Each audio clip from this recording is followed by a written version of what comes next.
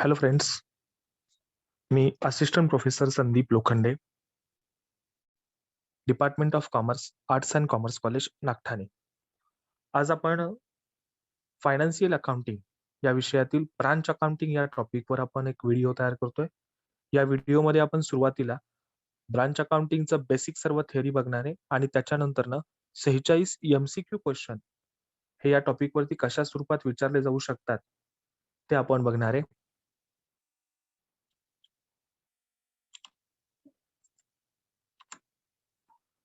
Branch म्हणजे काय त्या ठिकाणी?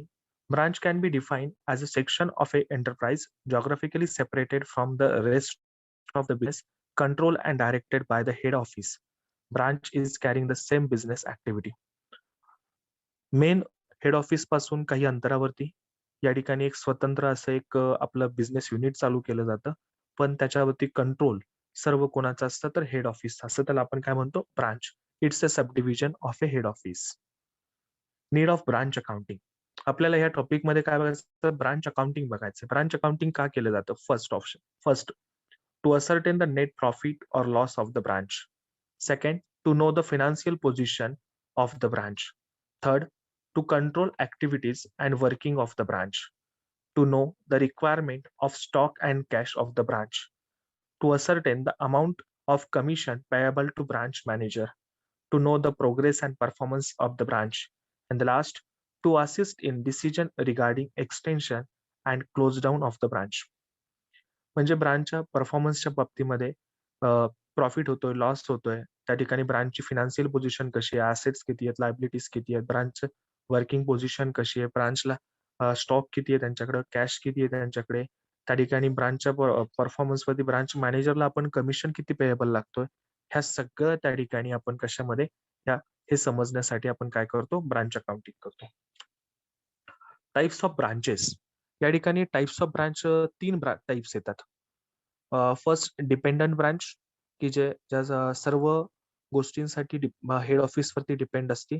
म्हणजे मटेरियल खरेदी करण्याचा असेल किंवा कोणतेही खर्च पेड करण्याचा असेल, ही सगळी जबाबदारी कोण पार पाडत असतं? तर head office. Independent branch. Independent ब्रांचला स्वातंत्र्य दिलेलं असतं काही कामांच्या बाबतीमध्ये. उदाहरणार्थ माल खरेदी, जो विक्री करायचा आहे माल, तो बाहेरून त्यांचा ते खरेदी करण्याचा त्यांना अधिकार दिलेला असतो. फॉरेन ब्रांच म्हणजे भारताच्या बाहेर कुठेही तुम्ही एखादी तुमच्या व्यवसायाची ब्रांच स्थापन केली असेल त्याला म्हणतो आपण फॉरेन ब्रांच. आता आपल्या सिलेबसमध्ये जो आहे आपण जे ब्रांच अकाउंटिंग बघतोय ते डिपेंडंट ब्रांच आहे. First, dependent branch. Dependent branch works like an agent of the head office. Head ऑफिसचा एजंट म्हणून त्या ठिकाणी काम करतात. Branch is not allowed to buy stock and pay expenses. त्या ठिकाणी स्टॉक बाहेरून खरेदी करणं असेल किंवा एक्सपेन्सेस पे करणं असेल, हे ब्रांचला अलाउड केलं जात नाही. Next, the branch has to sell the material supplied by the head office at cost or above cost. ब्रांचला त्या ठिकाणी जे काही मटेरियल जे आहे हेड ऑफिसनी पाठवलेलंच मटेरियल कॉस्टला किंवा कॉस्टपेक्षा जास्त किमतीला विकायचं असतं. Fix expenses, variable expenses are paid by the head office. सर्व खर्च हेड ऑफिस पेड करत असतं. एक्सेप्ट पीटी एक्सपेन्सेस म्हणजे किरकोळ खर्च फक्त ब्रांचला पेड करण्याचा अधिकार असतो. Amount of cash sales and collection from debtors are promptly remitted to head office by branch. ब्रांचकडे जी काही कॅश कलेक्ट होईल, मग ती कॅश सेल्स पासून असेल किंवा कलेक्शन फ्रॉम डेटर्स कडून असेल, ही इमिजिएटली हेड ऑफिसला पाठवली जाते. Methods of branch accounting. आपल्या सिलेबसमध्ये फक्त आपल्याला डिपेंडंट ब्रांचच अकाउंटिंग बघायचं आहे, त्यामुळे त्याचे आपण डिटेल्स बघितलेले आहेत. मेथड्स ऑफ ब्रांच अकाउंटिंग मध्ये आपल्याला 3 मेथड बघायच्या. एक डेटर्स सिस्टीम, दुसरी स्टॉक अँड डेटर्स सिस्टीम आणि तिसरी फायनल अकाउंट. फायनल अकाउंट ही मेथड बऱ्यापैकी आपल्याला माहिती असते. Trading profit and loss account आपण तयार करतो. ट्रेडिंग अकाउंटला कोणते खर्च घेतो आपल्याला माहिती असतं आपल्याला. फक्त यामध्ये 2 मेथड नवीन आहेत, ते म्हणजे काय? डेटर्स सिस्टीम आणि दुसरी stock and debtors system. Debtors system म्हणजे काय? Debtors method is also known as synthetic method. ह्या मेथडलाच आपण सिंथेटिक मेथड सुद्धा म्हणू शकतो. This system is adopted for small size branches. ज्या छोट्या छोट्या ब्रांचेस असतील त्यासाठी ही मेथड योग्य आहे. In the books of head office, branch account is prepared for each branch to record all transactions relating to the branch. जेवढ्या branches तुमच्या असतील तेवढ्या सर्व ब्रांचसाठी एक सेपरेट ब्रांच अकाउंट तयार केलं जातं. त्या ब्रांचला शी रिलेटेड सर्व ट्रान्झॅक्शन्स हे त्या ठिकाणी लिहिले जातात. मग त्या ब्रांचला माल किती पाठवला, त्या ब्रांचला किती तुम्ही खर्च पेड केलेला, त्या ब्रांचकडून किती कॅश आली, म्हणजे हे सर्व डिटेल्स त्या ठिकाणी त्या ब्रांच अकाउंटला लिहिले जातात. आपण पुढे बघणारच आहे branch account. Branch account is prepared to ascertain the profit or loss of the branch. First branch account. हे ब्रांच अकाउंट त्या ठिकाणी चेक करा. त्या ठिकाणी सुरुवातीला डेबिट साइड आपण बघूया. To opening balance. या ठिकाणी सर्व ब्रांचकडे जेवढ्या ऍसेट्स असतील त्या इथं सुरुवातीला आपण डेबिट साइडला घेणारे ब्रांच अकाउंटच्या.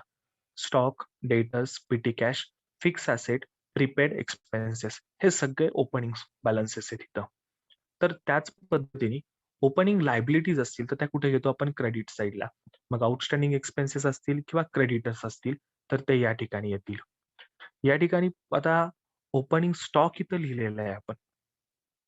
आता या ठिकाणी अजून एक महत्वाचा पॉईंट आहे. जर तुमचे स्टॉक जो आहे हा कॉस्ट प्राइसला पाठवला तर इथं कॉस्ट प्राइसलाच दिला जातो. पण जर का हेड ऑफिसनी ब्रांचला तो स्टॉक हा इनव्हॉइस प्राइसला पाठवला तर काय करायचं असतं?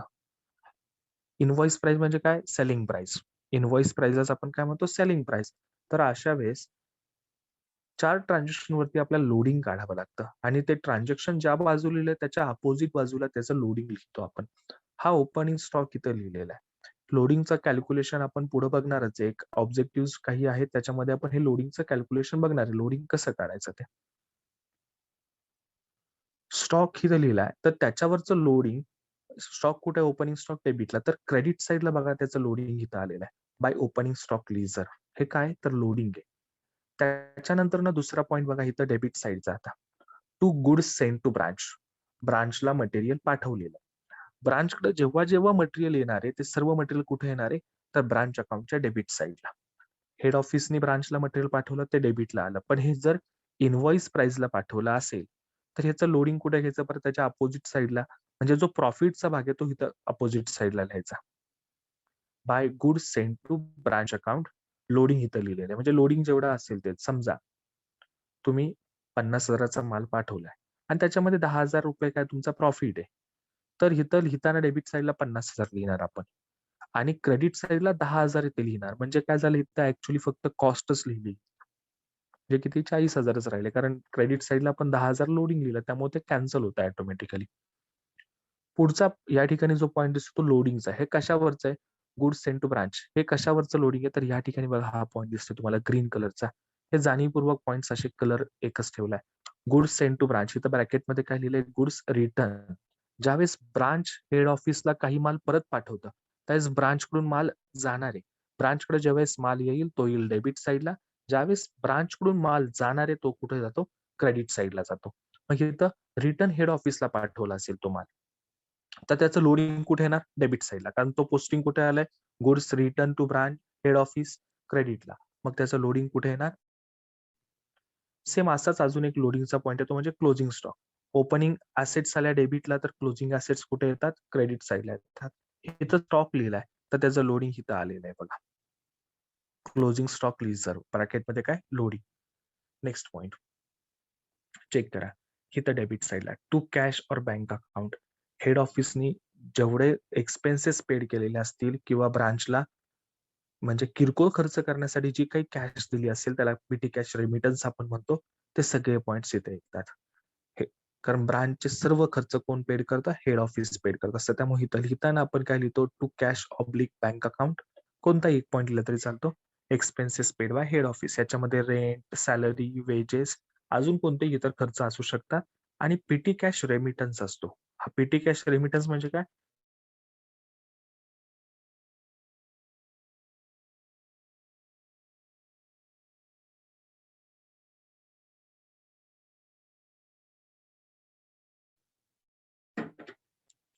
किरकोळ खर्च करण्यासाठी जी काही रक्कम दिली जाते हेड ऑफिस कडून ब्रांचला ती पीटी कॅश असते.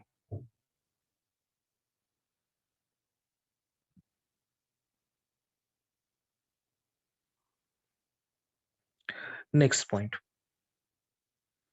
Closing balance.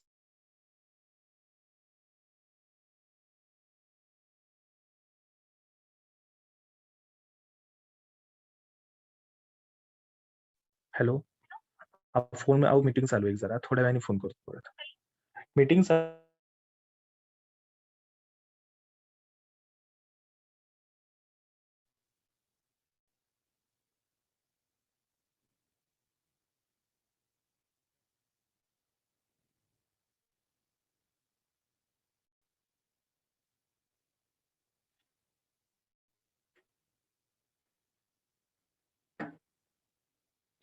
ओपनिंग लायबिलिटीज क्रेडिटला घेतल्या तर क्लोजिंग लायबिलिटीज येतील डेबिट साईडला.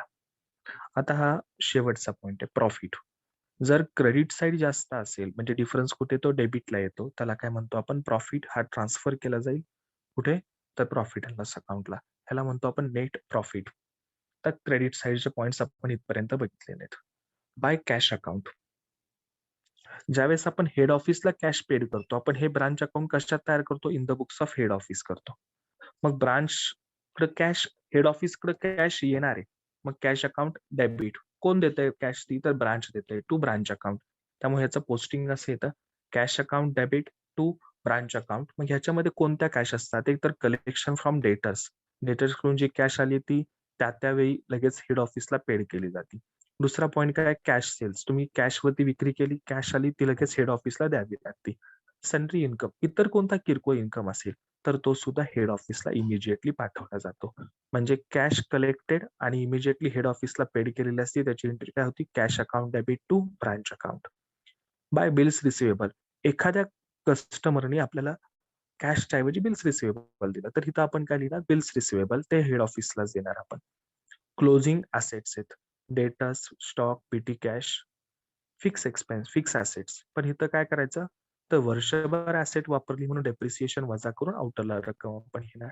आणि शेवटी by profit and loss account, जर डेबिट साईडची बेरीज जास्त आली तर ती इथे येणार, म्हणजे ते डिफरन्स क्रेडिट साईडला येणार, आणि त्याला काय म्हणतो आपण, लॉस, म्हणजेच काय, नेट लॉस. नेक्स्ट आहे मेमोरंडम डेटर्स अकाउंट आपण तयार करू शकतो. या ठिकाणी जे नॉन कॅश एक्सपेंडिचर आहेत ते सर्व इथे येतात बघा, जे डेटर्सशी रिलेटेड आहेत ते. Opening balance, credit sales, single एंट्रीमध्ये आपण हे पॉईंट्स बघितलेलेच आहेत.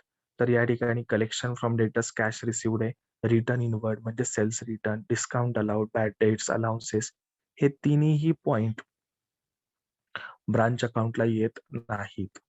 बाय बिल्स रिसिवेबल, एखाद्याने बिल आपल्याला दिलं असेल तर ते, आणि डेटर्सचा क्लोजिंग बॅलन्स.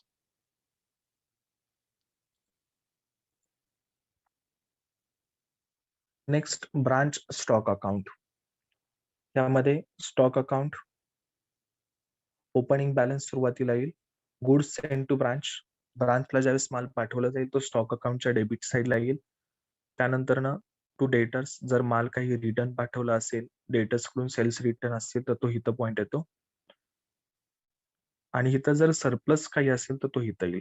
क्रेडिट साईडला सेल्समध्ये कॅश सेल्स, क्रेडिट सेल्स, ज्यावेळेस माल आपल्याकडून जातो, स्टॉक जातो, त्यावेळेस तो क्रेडिटला येणार. By goods send to branch, लिहिताना हेच लिहावं लागतं, पण इथं गुड्स काय, रिटर्न आहेत. गुड्स हेड ऑफिसनी ब्रांचला पाठवले डेबिटला, आणि ब्रांचने हेड ऑफिसला रिटर्न केलं तर तो पॉईंट येतो क्रेडिट साईडला. आणि इथं क्लोजिंग बॅलन्स शेवटी स्टॉकचा. सेम असा आणखी एक अकाउंट आहे, पीटी कॅश अकाउंट. यामध्ये महत्वाचं अकाउंट असेल ते डेटर्स, ब्रांच अकाउंटच असणार आहे. या ठिकाणी डेटा सिस्टीम मध्ये ब्रांचला एक आपली डेटर आहे असं समजूनच त्या ठिकाणी अकाउंटिंग केलं जातं, त्यामुळे आपण म्हणतो डेटा सिस्टीम. पीटी कॅश, तर पीटी कॅश मध्ये काय सांगितलं, सुरुवातीला ओपनिंग बॅलन्स, तर क्लोजिंग बॅलन्स क्रेडिट साईडला, ओपनिंग बॅलन्स डेबिटला तर क्लोजिंग क्रेडिटला. इथं टू कॅश लिहिलंय, हेड ऑफिसनी ब्रांचला जी काही रक्कम दिलेली असती खर्च करण्यासाठी, तो पॉईंट इथे येतो, कॅश रेमिटन्स. आणि इथं काय राहिले, पीटी एक्सपेन्स इथंच येतात, याचा इफेक्ट ब्रांच अकाउंटला येत.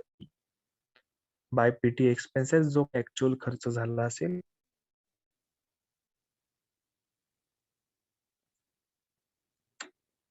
आता आपल्याला पुढची सिस्टीम बघायची, स्टॉक अँड डेटा सिस्टीम. आता स्टॉक अँड डेटा सिस्टीम म्हणजे काय, चेक करा. Stock and data system, it is also known as analytical method. Under the system, head office does not open branch account for each branch. It prepares branch stock account, expenses account, branch adjustment account, and goods sent to branch account in order to find out the profit or loss of each branch. Stock and method is generally used. कधी वापरली first point when goods are sent to the branch at invoice price. Second point, when the size of the branch is sufficiently large. When the turnover of the branch is high. ब्रांचची size मोठी आहे, turnover जास्त आहे, तर त्यावेळेस ही method वापरली जाते. आणि last, when there is a need to maintain branch account on elaborative method. म्हणजे आणखी डिटेलमध्ये आपल्याला ब्रांच डिटेल. या ठिकाणी आता जे अकाउंट्स केले जातात ते कोणत्या कोणत्या पर्पजसाठी केले जातात. सगळेच अकाउंट केले पाहिजेत असं नाही, पण कोणते अकाउंट करायचे? तर ते under this method few accounts are maintain separately to exercise strict control over the various transactions of the branch. ब्रांचच्या सर्वच ट्रान्झॅक्शनवरती आपल्याला कंट्रोल पाहिजे असेल. फर्स्ट, स्टॉक अकाउंट का तयार केलं तर to ascertain any shortage or surplus in stock. जे ब्रांचला माल पाठवलाय त्याच्यामध्ये काही शॉर्टेज झालंय का, सरप्लस झालाय का, तर ते बघण्यासाठी. Debtors account to ascertain the opening closing balance, credit sales and collection from debtors याची माहिती मिळावी म्हणून काय केलं जातं, ब्रांच डेटर्स अकाउंट केलं जातं. Next, petty cash account to ascertain the actual petty expenses paid by branch. ब्रांचला किरकोळ खर्च करण्यासाठी एवढीच कॅश दिली जाते, मग ऍक्च्युअल खर्च किती केला ते समजण्यासाठी हे केलं जातं. Branch expenses account to ascertain the total expenses incurred at branch. मग कॅश एक्सपेंडिचर असतील किंवा नॉन कॅश एक्सपेंडिचर असतील, पुढे आपण फॉर्मॅटमध्ये बघणारच आहे हा पॉईंट. नेक्स्ट पॉईंट आहे goods sent to branch. To ascertain the cost of goods sent to branch. Head ऑफिसनी ब्रांचला किती माल पाठवलाय ते समजण्यासाठी. Branch fix assets. ब्रांचच्या फिक्स असेट्स समजण्यासाठी या ठिकाणी हे अकाउंट केलं जातं. Branch cash to know the cash balance at a branch. Branch adjustment account to find out the gross loss at branch. Last, branch profit and loss account to ascertain the net profit or net loss at branch. Branch stock account जे मागाशी बघितलंय तोच point इथे सगळे हे repeat आहेत. Opening balance डेबिटला, goods sent to branch head ऑफिसनी ब्रांचला माल पाठवला असेल तो डेबिटला येईल.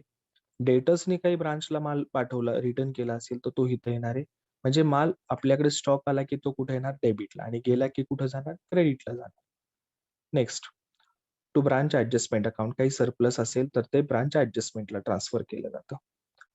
त्याच्यानंतर इथं बघा बाय बँक अकाउंट म्हणजेच काय, कॅश सेल्स इथं लिहून घ्यायच्यात. आपल्याकडून माल स्टॉक जाणार आहे विकल्यावरती. बाय ब्रांच डेटर्स अकाउंट म्हणजे इथं क्रेडिट सेल्सचा पॉईंट आहे. डेटर्सच्या डेबिटला तर या ठिकाणी स्टॉकच्या क्रेडिटला. गुड्स सेंट टू ब्रांच हे रिटर्न केलेले गुड्स हेड ऑफिसला. त्या ठिकाणी शॉर्टेज आहे इथं शब्द, शॉर्टेज स्पॉइलेज डिफेक्टिव्ह काही माल असेल तो खराब झाला असेल तर तो या ठिकाणी येणार आहे. आणि शेवटी बाय बॅलन्स कॅरीड डाऊन म्हणजे स्टॉकचा क्लोजिंग बॅलन्स. इथं आणखी एक पॉईंट केलेला आहे, आपण अकाउंट केलाय. हे दोन्ही एकाच ठिकाणी घेतले, त्याचं कारण सुद्धा तसंच आहे. ब्रांच ऍडजस्टमेंट अकाउंटला काय लिहिलं जातं तर सर्व लोडिंग लिहिलं जातं. लोडिंग लिहिलेलं आहे. मग आता इथं चेक करा, या ठिकाणी जो ओपनिंग स्टॉक आहे, लोडिंग कशावरती काढायचं, हेड ऑफिस आणि ब्रांच याच्या मधल्या ट्रान्झॅक्शन वरती आपण लोडिंग काढतो. पहिला पॉईंट इथं ओपनिंग स्टॉक इथं आहे ना, तर त्याचं लोडिंग ऍडजस्टमेंट अकाउंटच्या क्रेडिट साईडला लिहिलं जातं. ओपनिंग स्टॉक रिझर्व्ह जे काही लोडिंगची रक्कम असेल ती इथं येणार. त्याच्यानंतर गुड्स सेंट टू ब्रांच हा पॉईंट डेबिटला आहे, तर त्याचं लोडिंग इथं क्रेडिटला येतं. By goods sent to branch म्हणजेच हेड ऑफिसने ब्रांचला पाठवलं त्याचं लोडिंग. सेल्स रिटर्न वरती लोडिंग काढत नाही आपण. लोडिंग कशावरती काढायचं असतं, ब्रांच आणि हेड ऑफिस याच्यामध्ये जो स्टॉकच्या संबंधात जे काही ट्रान्झॅक्शन झाले त्याच्यावरतीच लोडिंग काढलं जातं. नेक्स्ट पॉईंट बघा, सेल्स वरती लोडिंग काढत नाही आपण.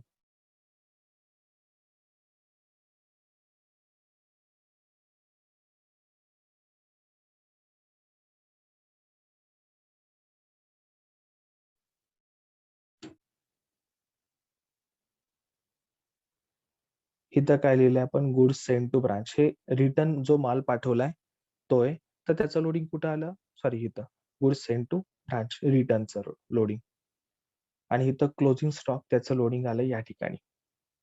आणि या ठिकाणी जो काही डिफरन्स राहील तो ब्रांच प्रॉफिट अँड लॉस अकाउंटला ट्रान्सफर केला जाईल. ब्रांच ऍडजस्टमेंट अकाउंटच्या डेबिट साईडला डिफरन्स आला त्याला म्हणायचं ग्रॉस प्रॉफिट, तर क्रेडिट साईडला आला तर त्याला काय म्हणलं जाणार आहे, gross loss. Branch debtors account जे मगाशी बघितलं सेम तेच आहे या ठिकाणी सुद्धा. ब्रांच एक्सपेन्सेस अकाउंट, तर इथं दोन प्रकारचे एक्सपेन्सेस येतात, एक कॅश एक्सपेंडिचर आणि दुसरे नॉन कॅश एक्सपेंडिचर. हेड ऑफिसनी ब्रांचचे जे काही कॅशमध्ये खर्च पेड केले असतील त्यासाठी इथं to cash, salary, rent, carriage, अजून इतर काही असतील ते. त्याच्यानंतर पुढचा भाग टू डेटर्स अकाउंट, डेटर्सशी रिलेटेड जे खर्च असतात, डिस्काउंट दिलेला असतो, बॅड डेट्स असतात, अलाउन्स असेल तर हे पॉइंट्स इथे येतात. ह्याला काय म्हणतो आपण, नॉन कॅश एक्सपेंडिचर आहे हे. आउटस्टँडिंग एक्सपेन्सेस तोही पॉइंट इथंच घेतला जातो. ब्रांच कॅश इथं काय घ्यायचं तर ऍक्च्युअल पीटी एक्सपेन्सेस फक्त इथे घ्यायचे असतात आपल्याला. क्रेडिट साईडला काय येणार आहे, by prepaid expenses. Outstanding expenses डेबिटला तर एक्सपेन्सेस क्रेडिट साईडला. आणि शेवटी जो काही डिफरन्स असेल या सगळ्या डेबिटची बेरीज करायची ती इथं, त्यातून प्रीपेड एक्सपेन्स असतील तर ते वजा, कारण जो डिफरन्स येतो तो काय केला जातो, प्रॉफिट अँड लॉस अकाउंटला ट्रान्सफर केला जाईल बॅलन्स ब्रांच एक्सपेन्सेसचा. शेवटचा पॉईंट आहे ब्रांच प्रॉफिट अँड लॉस. आपण फक्त महत्वाचे अकाउंट्स बघतोय स्टॉक अँड डेटा सिस्टीम मधले. Branch profit and loss account, सुरुवातीला ब्रांच ऍडजस्टमेंट अकाउंटचा जर लॉस असेल तर तो डेबिटला येईल, ग्रॉस प्रॉफिट असेल ब्रांच ऍडजस्टमेंट अकाउंटला तर तो क्रेडिट साईडला येईल. ब्रांच एक्सपेन्सेस इथे येतील. ब्रांच स्टॉक अकाउंट, इथं जर काही त्या ठिकाणी डिफेक्टिव्ह गुड्स असतील तर त्याचा लॉस इथं येतो, कॉस्ट प्राइस इथे येते ती इथं घेणार आपण. आणि हे सगळं क्लोज केल्यानंतर डिफरन्स जर डेबिटला आला तर तो त्याला काय म्हणायचं, नेट प्रॉफिट. आणि क्रेडिटला आला तर इथं आपण त्याला लिहू शकतो काय, नेट लॉस. आणि शेवटचा त्या ठिकाणी अजून एक मेथड आहे ती म्हणजे काय, फायनल अकाउंट सिस्टीम आहे. Under this system head office prepares trading profit and loss account to find out the profit और loss for of each branch. Same trading profit and loss account तयार केलं जातं प्रत्येक ब्रँडचा प्रॉफिट आणि loss शोधण्यासाठी.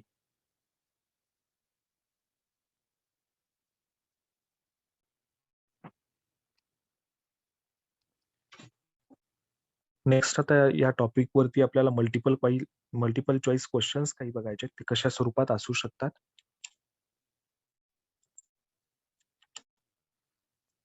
Question number 1. Dash is subdivision of the head office. Option A, department. B, floor. C, branch. D, all of the above.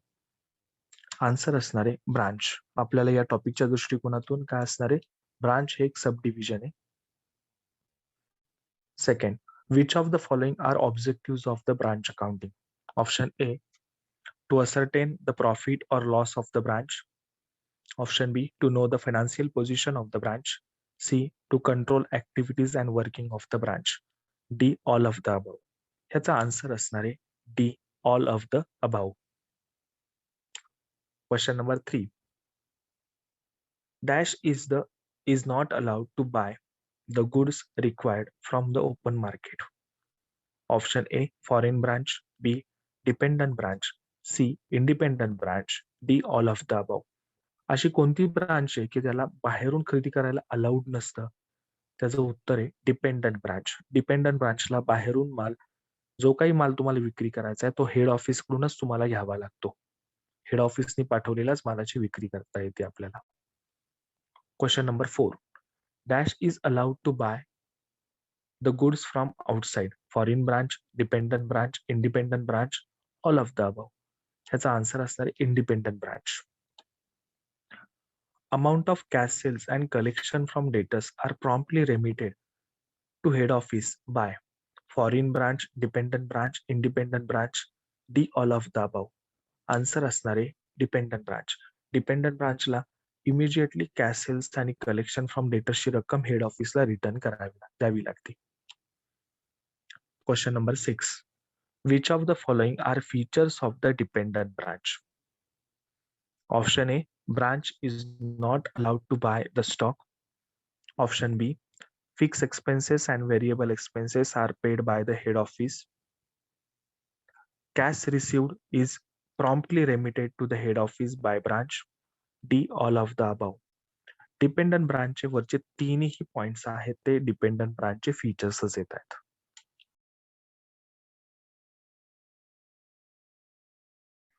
Question number 7. The dependent branch can make option A, cash sales only, B, credit sales only, C, cash and credit sales, D, none of the above. Dependent branch कोणते cells करू शकते? तर याचा answer असणार आहे dependent branch cash sales आणि credit cells दोन्ही करू शकते.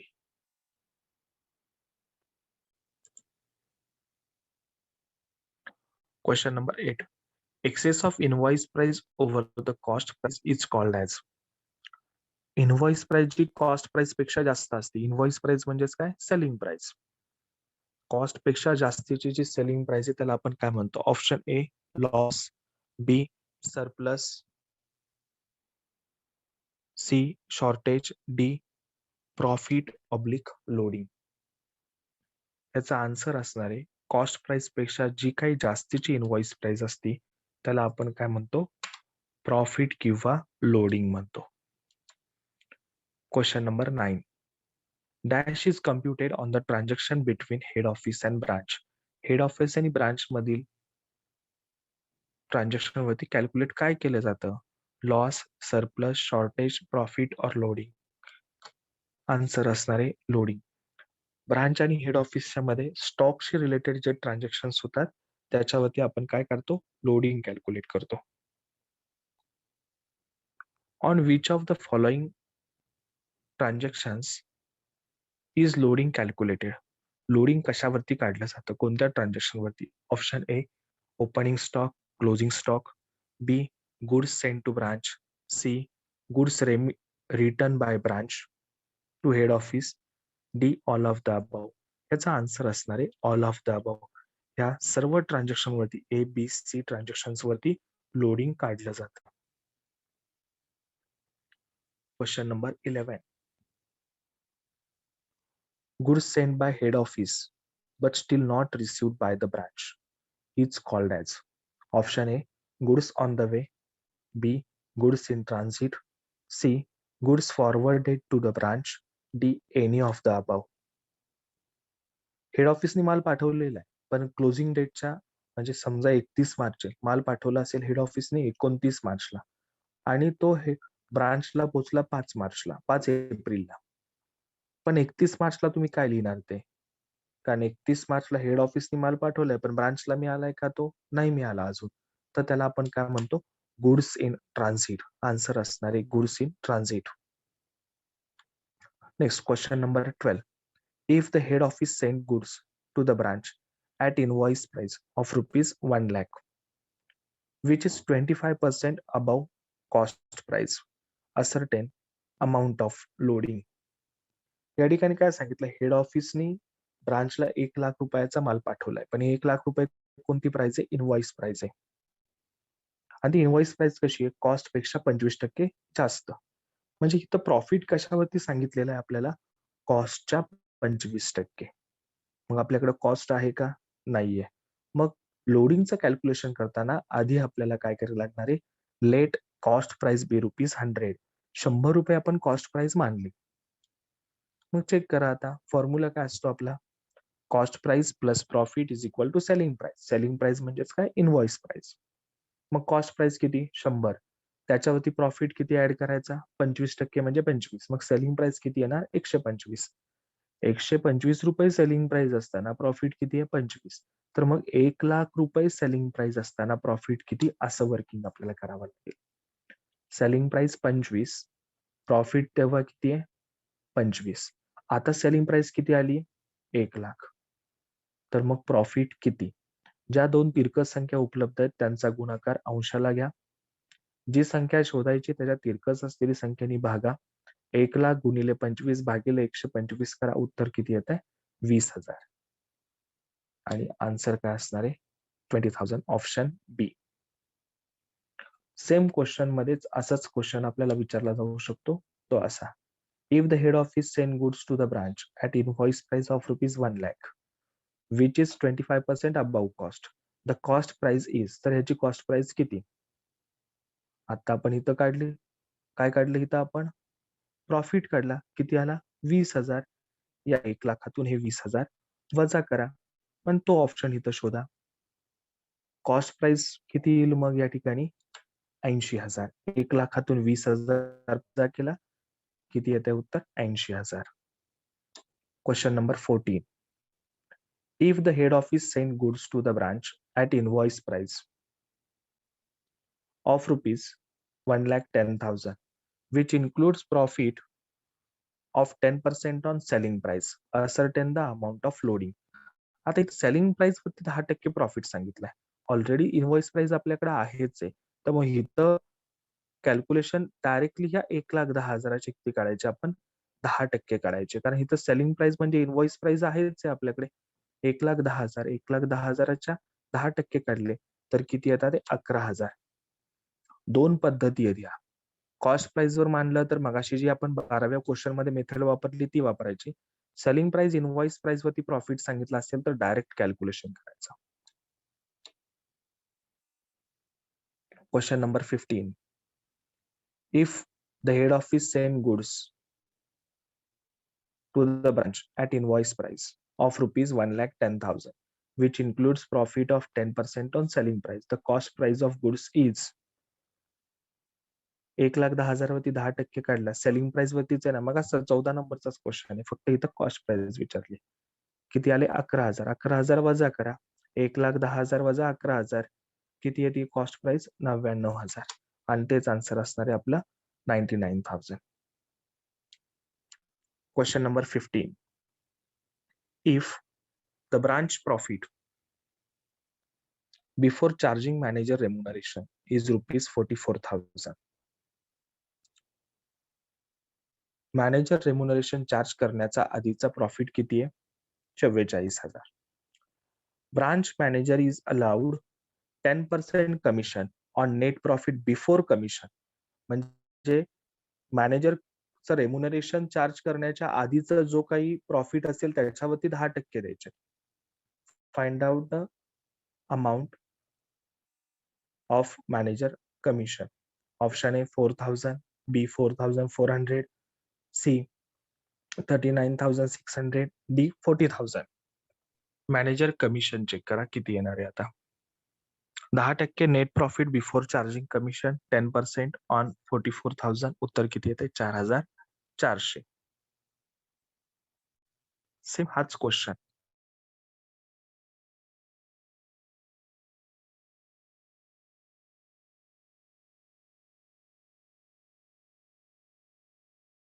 $44,000. Manager is allowed 10% commission on the net profit.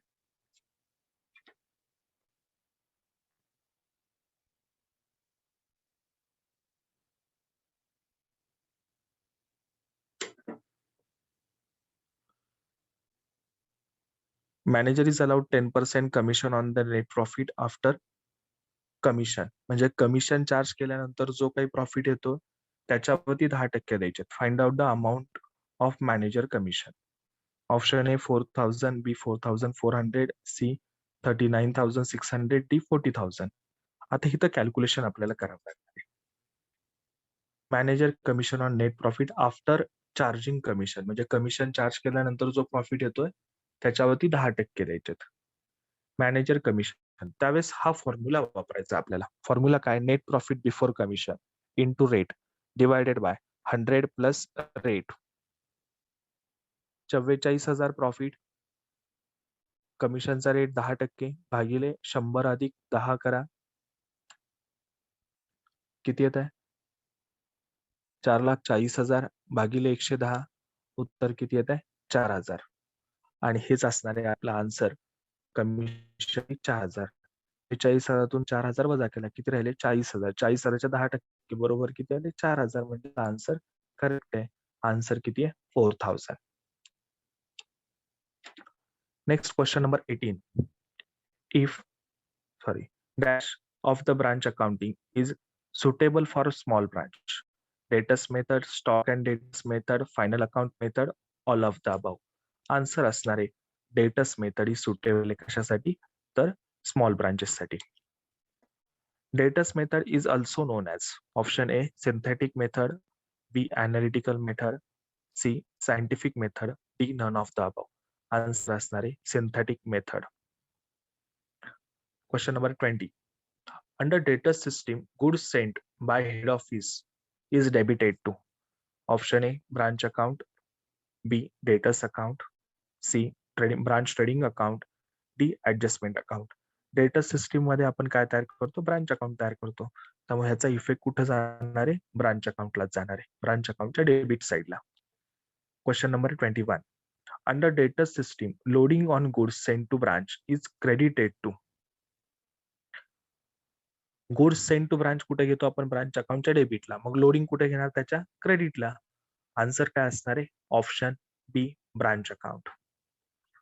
Question number 22. Under debtors system goods return to head office are credited to. Debtor system मध्ये गुड्स रिटर्न हेड ऑफिसला केले असतील तर ते आपण कुठे घेतो, डेटा सिस्टीम मध्ये मटेरियल ब्रांच कडे आलं तर ब्रांचच्या डेबिटला, आणि जाणार असेल तर कुठे घेतो आपण, ते ब्रांच अकाउंटच्या क्रेडिटला. ह्याचा आन्सर असणार आहे branch account. Question number 23. Under data system expenses paid by head office are debited to. Head ऑफिसने जे काही ब्रांचचे खर्च पेड केले असतील ते सर्व आपण कुठे घेतो, ब्रांच अकाउंटच्या डेबिटला. ह्याचा आन्सर काय असणार आहे, branch account. Question number 24. Under data system goods received from other branch is debited to.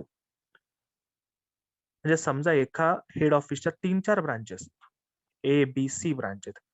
ए ब्रांचनी बी ब्रांचला माल पाठवला आणि आपण बी ब्रांचच्या बुक्स मध्ये रेकॉर्डिंग करतोय, तर ए कडून बी ला माल आलेला आहे. तर मग बी ब्रांचच्या कुठे घेणार तो आपण, बी कडे माल आला असेल ना तर तो बी ब्रांच अकाउंटच्या डेबिट साईडला घ्यायचा, आणि बी कडून माल गेला तर बी ब्रांचच्या क्रेडिटला घ्यायचा. मग आता ज्या ब्रांच कडे माल येतो तो कुठे घ्यायचा, त्या ब्रांच अकाउंटच्या डेबिटला. म्हणजे इथं डेबिटेड टू काय येणार आहे, ब्रांच अकाउंट. म्हणजे ऑप्शन बी याचा आन्सर असणार आहे. Question number 25. Under data system goods transfer to other branch is credited to. Question number 24 आणि 25 सारखेच आहेत.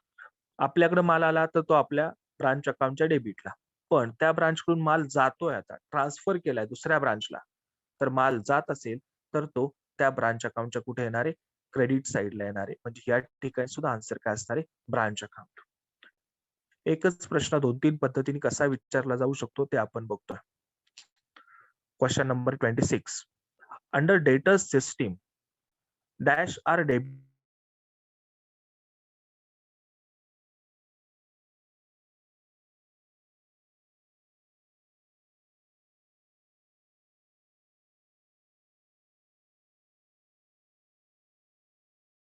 या ठिकाणी बघा, ओपनिंग ऍसेट्स बरोबर आहे, ब्रांच अकाउंटच्या डेबिट साईडला येतात.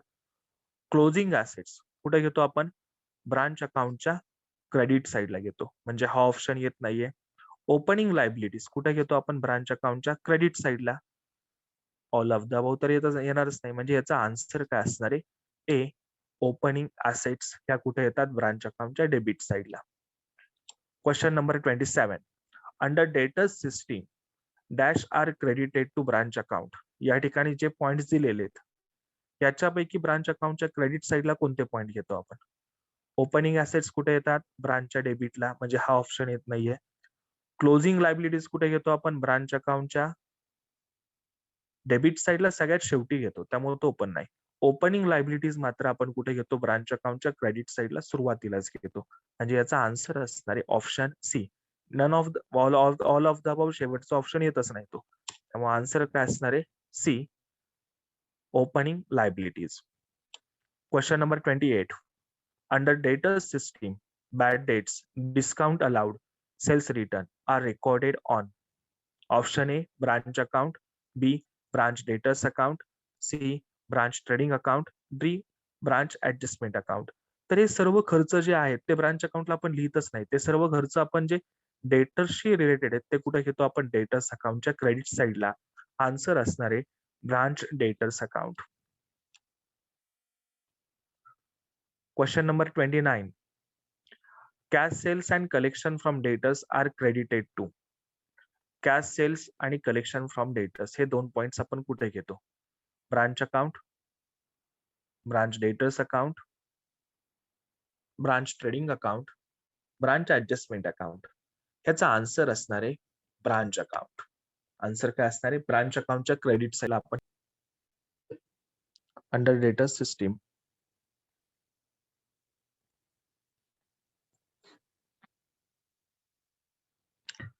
Option A branch account. Branch अकाउंटला क्रेडिट सेल्स येतच नाही. ब्रांच डेटर्स अकाउंटच्या आपण डेबिट साईडला क्रेडिट सेल्स घेतो. Branch trading account debtors system मध्ये ट्रेडिंग अकाउंट आपण तयार करत नाही. D none of the above use करत नाही. आन्सर काय असणार आहे? Option B branch debtors account. Question number 30. Under debtors system, the transactions between head office and branch are recorded by branch account, branch debtors account, branch trading account, branch adjustment account. Data system मध्ये head office आणि branch मधले सर्व transaction आपण record कुठे करतो? Branch अकाउंटला करतो. Under data system excess of credit side over debit side of branch account is known as.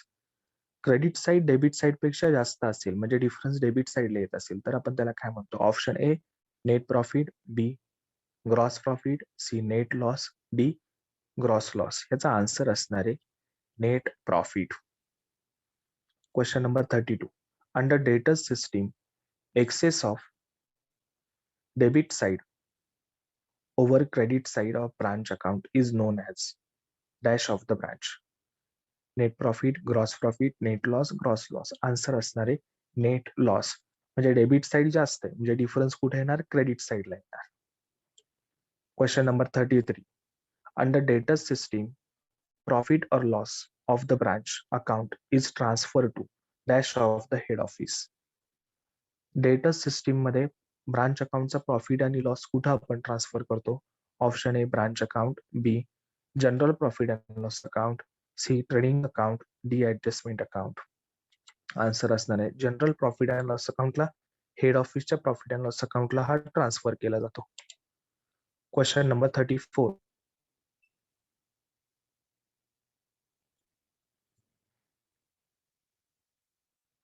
Dash of the branch accounting is suitable for large branch or sales are in branch. Debtors method, stock and debtors method, final account method, all of the above. कोणती method suitable आहे मोठ्या branches साठी? तर ती असणार आहे stock and debtors method. Question number 35. Stock and debtors method is also known as synthetic method, analytical method, scientific method, none of the above. Answer असणार आहे ॲनालिटिकल मेथड. डेटर्स मेथडला आपण काय म्हणतो? सिंथेटिक. तर स्टॉक अँड डेटर्सला काय म्हणतो आपण? Analytical method. Question number 36. Under stock and debtors method dash is prepared to find out the surplus or shortage in stock. A branch stock account, B adjustment account, C expenses account, profit and loss account. काय तयार करतो? तर आपण branch stock account तयार करतो surplus आणि shortage stock मधलं शोधण्यासाठी. 37. Under stock and debtors method, dash is prepared to know the amount of gross profit or gross loss. Gross profit आणि ग्रॉस लॉस शोधण्यासाठी आपण कोणतं अकाउंट तयार करतो? तर त्याचा आन्सर असणार आहे option B branch adjustment account. 38. Question number 38. Under stock and debtors method dash is prepared to know total expenses of the branch. Total expenses समजण्यासाठी आपण कोणता अकाउंट तयार करतो? तर ते करतो आपण branch expenses account. Question option C. Under stock and debtors method, dash is prepared to ascertain net profit or loss of the branch. ब्रांचचा नेट प्रॉफिट आणि नेट लॉस शोधण्यासाठी आपण कोणता अकाउंट तयार करतो? तर branch profit and loss account त्याचं उत्तर आहे. Question number 40.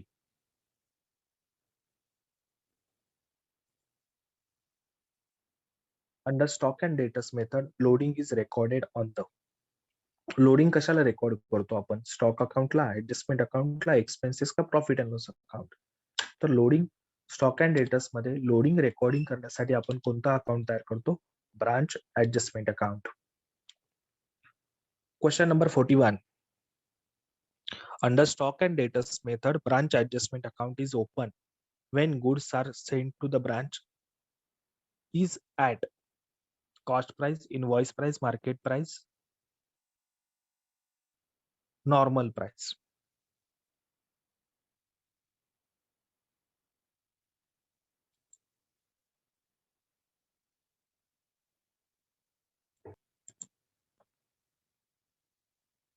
Under stock and debtors method, branch adjustment account is open when goods sent to the branch is at cost price, invoice price, normal price, none of the above. Answer असणार आहे invoice price. Material जर invoice प्राइसला पाठवलं असेल, selling प्राइसला पाठवलं असेल तरच ब्रांच ऍडजस्टमेंट अकाउंट आपण ओपन करतो. Under stock and debtors method, surplus of stock is debited to branch stock account, adjustment account, expenses account, profit and loss account. Answer असणार आहे ब्रांच स्टॉक अकाउंट.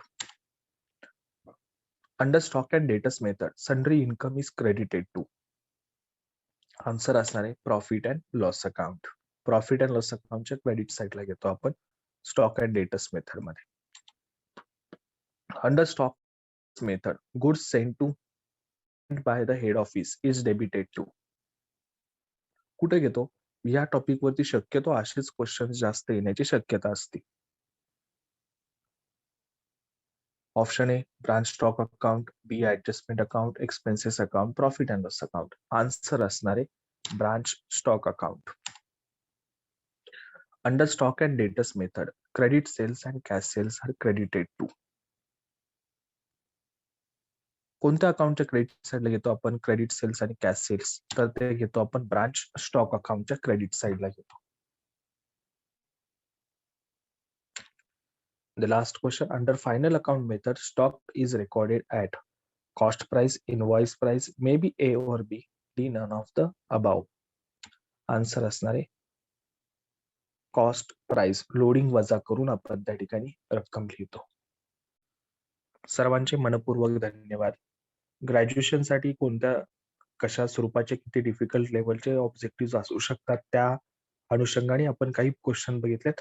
असे अनेक प्रश्न या टॉपिक वरती तयार होऊ शकतील.